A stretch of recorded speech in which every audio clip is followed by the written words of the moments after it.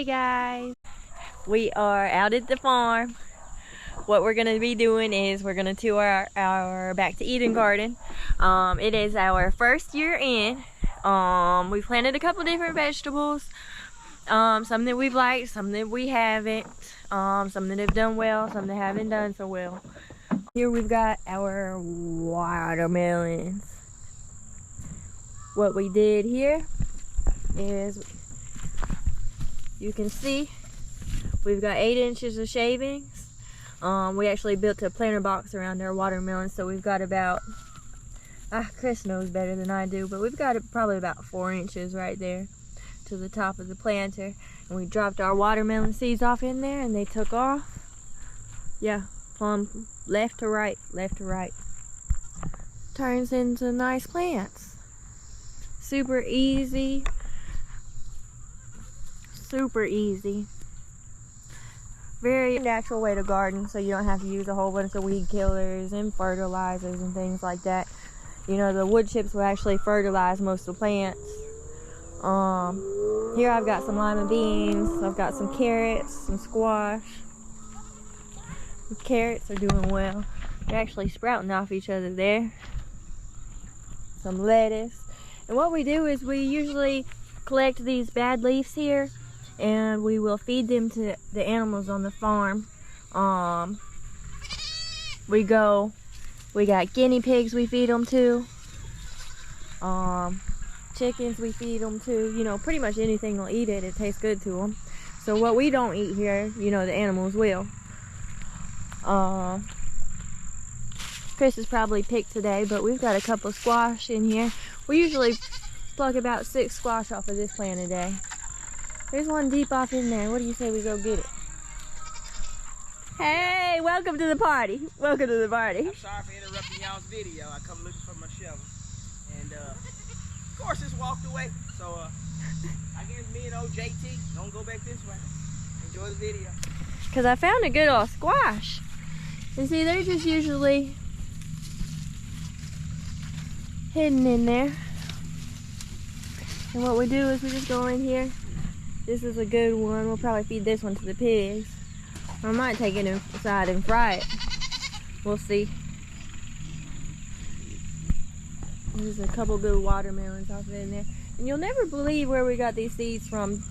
And I gotta say a special shout out and thank you to my wonderful, beautiful, nicest, most caring mother-in-law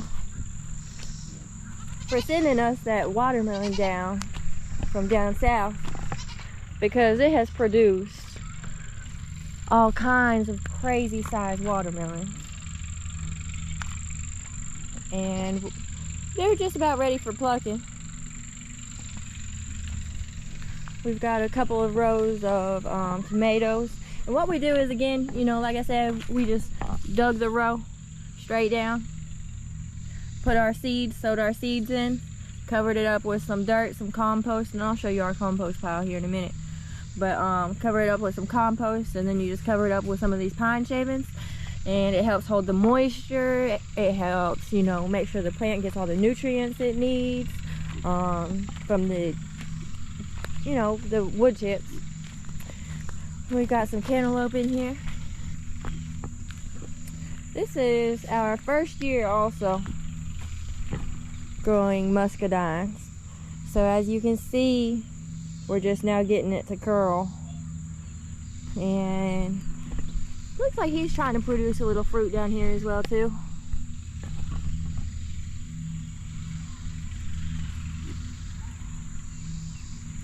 Some tomatoes, some pumpkins.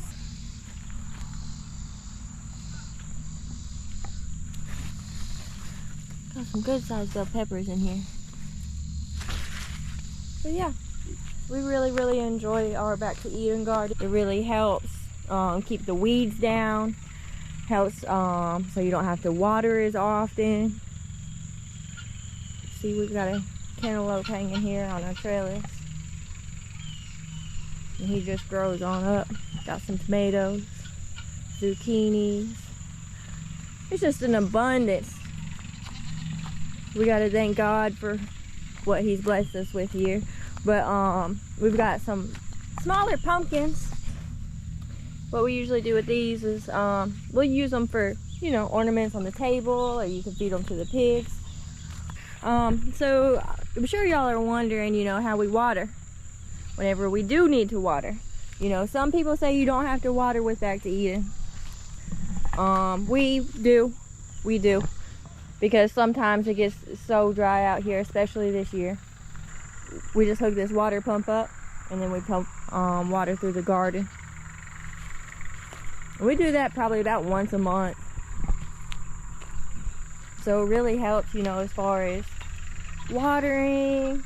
And let me tell you something. If I can find a cucumber over here, I will show you. Because it's crazy how moist these vegetables are. Sometimes getting after it looks like that. Getting after it. Again, regenerative farming. We don't waste nothing here on the homestead. But what the shavings do for the vegetables and the fruits is you would be amazed at how much moisture and water they hold. I'm gonna go find you a cucumber over here. Yes, I've got cucumbers. I just gotta go get to them. Some zucchinis. I forgot I might pluck him too today. He's a little lopsided.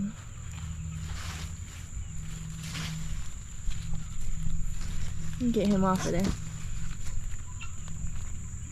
Yeah, I don't know why he grew like that, but we got a zucchini here. We'll probably feed him to the chickens or the pigs or something. We've got our sweet potatoes growing in pots. They're doing really well. We'll be harvesting them here in a couple weeks or so. And yes, we put a plum tree in here. It's doing great, thriving. This is also its first year, so we should see some fruit hopefully by next year off of it. It's doing great. This is our pumpkins that we just planted, getting ready for Halloween and Thanksgiving. Ooh, I love Thanksgiving. I don't know about y'all, I just love to eat. I'll eat just about anything involving ham, mashed potatoes, green beans, stuffing, cornbread dressing, gravy. That mac and cheese, the home style, can't hardly beat it. Alright y'all, I'm here looking for a cucumber. There's a cantaloupe off in there, y'all see it?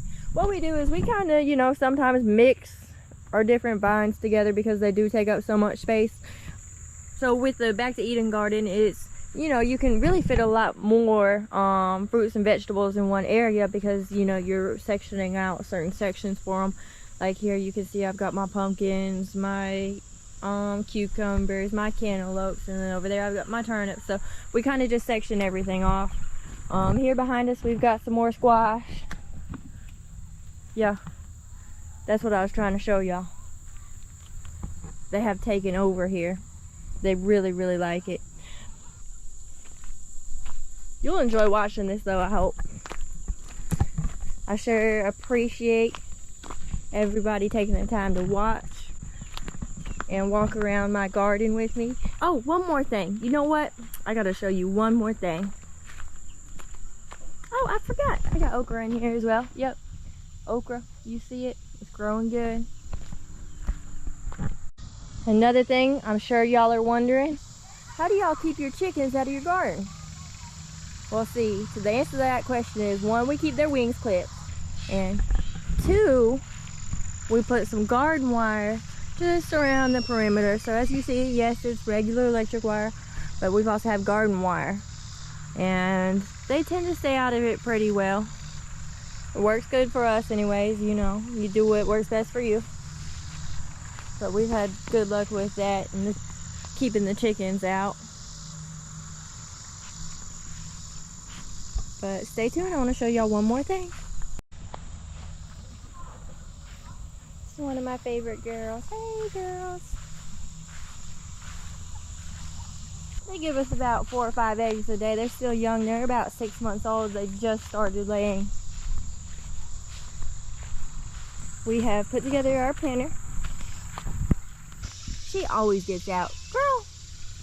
I have to get her back in. Here we've got some of the dark brahmas. We throw our grass, our greens. You know, we don't waste anything here on the homestead, so what we do is we throw all of our grass, our greens, you know, everything that we pluck out of the shavings. Because yes, you do still have your small little patches of Bermuda grass that pop up, and you just take them and pluck them on out. They just come right out.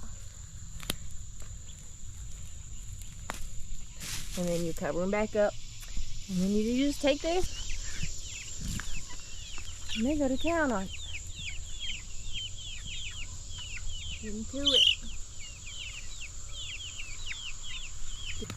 We have chose to put them here to grow out is actually because, as you see, this is part of our garden. So what we're doing is composting the area. We're throwing all our compost over. You know, as they're digging down to the dirt, they are also turning the wood chips and creating compost for us to plant our... Stay tuned to know. You thought I was going to tell you. But we are going to plant something here in a couple months or so. So stay tuned to see the progress. We'll catch you on the next one. Thanks.